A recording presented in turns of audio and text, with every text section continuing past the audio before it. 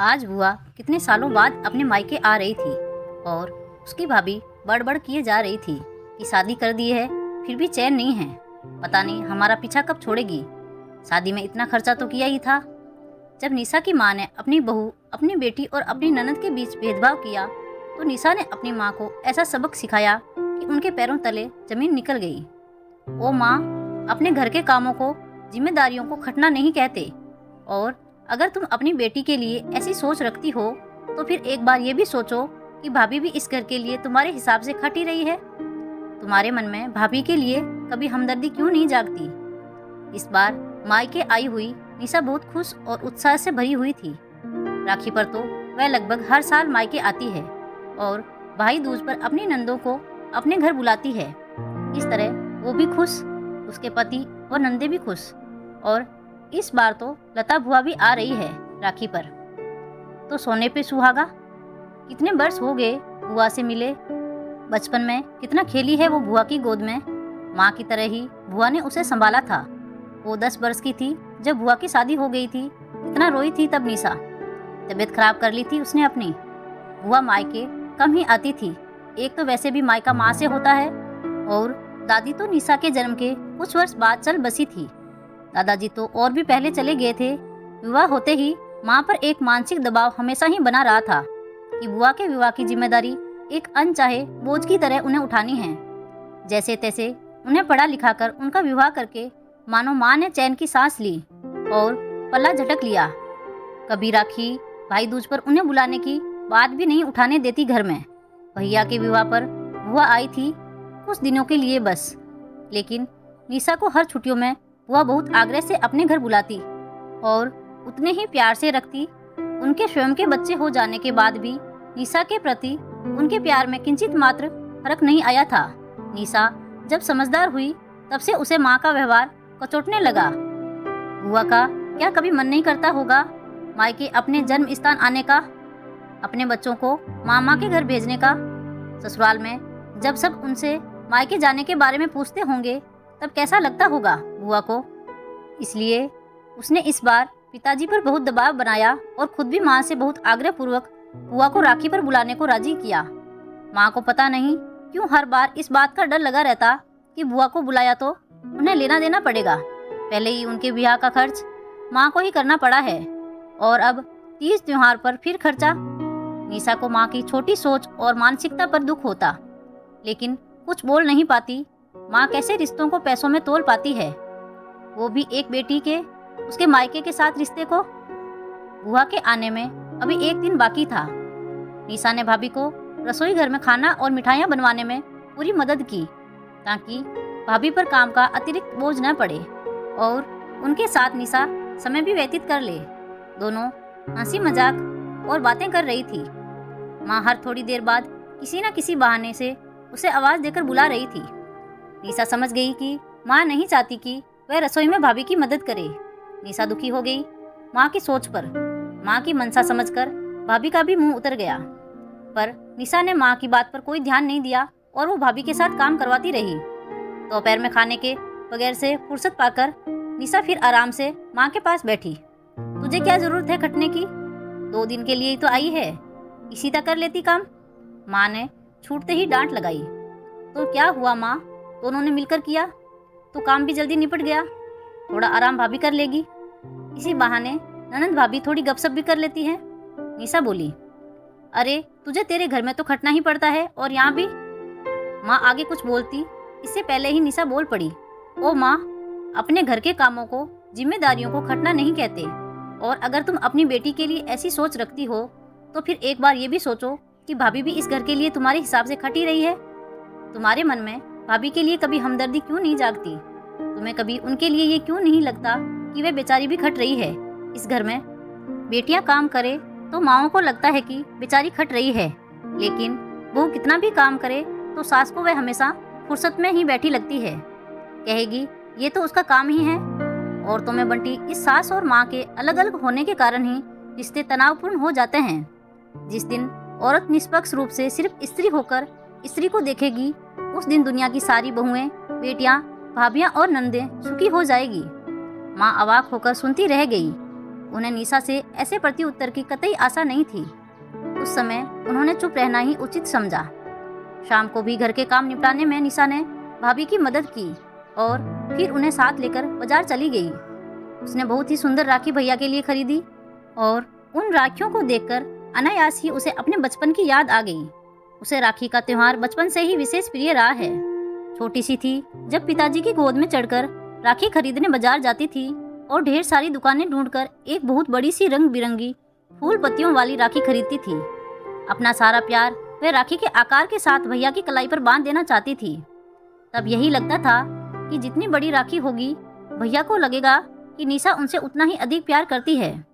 तभी निशा बाजार से सबसे बड़ी राखी छांट कर लाती थी और भैया था कि इतनी बड़ी राखी को देखकर मुंह पिचकाता, ये क्या उठा लाई है। मेरे सारे दोस्त फिर शाम को मुझ पर हंसते हैं, कोई छोटी राखी नहीं मिली थी इसे। तब माँ बहुत समझा बुझाकर उसे शांत कर दी। अरे अभी छोटी है, इसलिए थोड़ी समझदार हो जाएगी तब थोड़ी ही इतनी बड़ी राखी बांधेगी। निशा को अब भी याद है स्पंज के फूलों की परतों पर रंग बिरंगी पन्नियों और चमकीले सितारे लगे वो 5 रुपए वाली राखियां। कितना स्नेह भरा होता था उनमें। दूसरे दिन निशा भैया के नहाने से पहले वो राखी उनकी कलाई से उतरवा लेती थी और फिर वह राखी उसके निजी खजाने में जमा हो जाती थी। साल भर तक वह उसे संभाल कर रखती, कभी अपनी कलाई पर बांधकर खुश होती तो कभी माथे पर रखकर अपने रूप पर खुद ही रीझ जाती, मानो कहीं की महारानी हो। प्यार के रेशमी धागों में बंधता लिपटता बचपन फिर सयानेपन की ओर बढ़ चला। भैया उसकी राखी पूरे साल अपने हाथ पर बांधे रखता, तो अब राखी की सुंदरता की जगह उसकी मजबूती प्रमुख हो गई।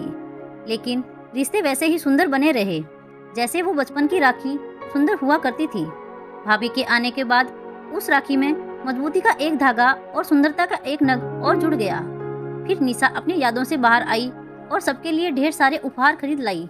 माँ, बुआ, भाभी के लिए साड़ियाँ, पापा और भैया के लिए कुर्ता पायजामा, रिंकी ऋषि के लिए कपड़े, खिलौने, मिठाइयाँ। पिताजी और भाई भाभी पास ही थे, इसलिए माँ उस समय तो कुछ नहीं बोली, लेकिन निशा माँ के चेहरे के भाव देखकर समझ गई कि उनको बुआ के लिए भी समान कीमत की साड़ी लाना अच्छा नहीं लगा है। लेकिन निशा इस बार कुछ ठान कर ही मायके आई थी। 3 साल हो गए उसकी शादी को, वह हक से अपने मायके आती है तो बुआ क्यों नहीं। निशा आई थी तो पिताजी बाहर तख्त पर सो जाते थे और निशा कमरे में माँ के साथ। रात के खाने पीने से निपटकर थोड़ी देर सबने बैठकर बातें की, फिर सब सोने के लिए चले गए। माँ और निशा भी अपने कमरे में आ गई। आते ही माँ ने अंदर से कुंडी लगा दी। फिर उन्होंने अपना लॉकर खोला और एक बड़ी सी थैली निकालकर पलंग पर बैठ गई। थैली खोलकर माँ ने उसमें से कई छोटे बड़े डिब्बे डिब्बियाँ निकाली। निशा को पता था कि इसमें माँ का सारा सोने चांदी का सामान रखा था। माँ ने 2 जड़ाऊ कंगन बाहर निकाले। निशा पहचान गई ये उसकी दादी के कंगन थे। दोनों कंगन मिलाकर कम से कम 15 तोले के होंगे। मैं चाहती हूँ कि अब ये कंगन तू रख ले, माँ ने निशा के हाथ में कंगन थमाते हुए कहा, इससे पहले कि कोई इन्हें झपट ले। मगर क्यों माँ, ये कंगन तो दादी के हैं न? निशा चौंक कर बोली। मगर तब तक माँ थैली में दूसरी चीजें ढूंढने लगी और साथ ही माँ का बड़बड़ाना भी शुरू हो गया। ब्याह करने के बाद भी चैन नहीं है। उम्र भर इनके 30 त्योहारों पर भी घर भरते रहो। ब्याह कर दिया भाई ने तब भी पिंड नहीं छूटा। अब भी मुक्ति नहीं है हमें। माँ बाबूजी खुद तो चले गए, लेकिन हमें बांध दिया इस जंजाल में। घर पर बुलाकर इनकी खातिरदारी भी करो और विदा करते समय इनकी खातिर लुट भी जाओ। ये बहनें भी भाई के गले टंगी रहती है उम्र भर। निशा को याद आया जब बुआ के यहाँ जाती थी तो कितने प्यार से चाव से कितना कुछ खरीद कर देती थी वो मुझे, कपड़े, खिलौने। लेकिन उनके बेटों के लिए माँ ने कभी कुछ नहीं भेजा, न कभी घर बुलाया छुट्टियों में। उन्हें पता ही नहीं कि मामा का घर कैसा होता है। चांदी की मामूली चीज देने का भी माँ का मन नहीं हुआ तो अलमारी में उपहार में आई हुई साड़ियाँ छांटने लगी माँ बुआ को देने के लिए। लेकिन निशा का चेहरा अचानक ही मुरझा सा गया। वह अनायासी बुआ के साथ अपनी तुलना करने लगी। दोनों ही तो इस घर की बेटियां हैं। आज माँ बुआ को लेने देने पर इतना मन खराब कर रही है, कल को भाभी भी निशा के लिए। साड़ियाँ छांटती माँ की नज़र अचानक निशा पर पड़ी। अरे तुझे क्या हुआ, ऐसा मुंह क्यों उतर आया अचानक?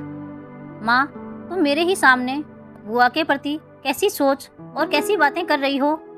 एक बार भी नहीं सोचा कि जैसे मैं इस घर की बेटी हूँ, वो भी इस घर की बेटी है।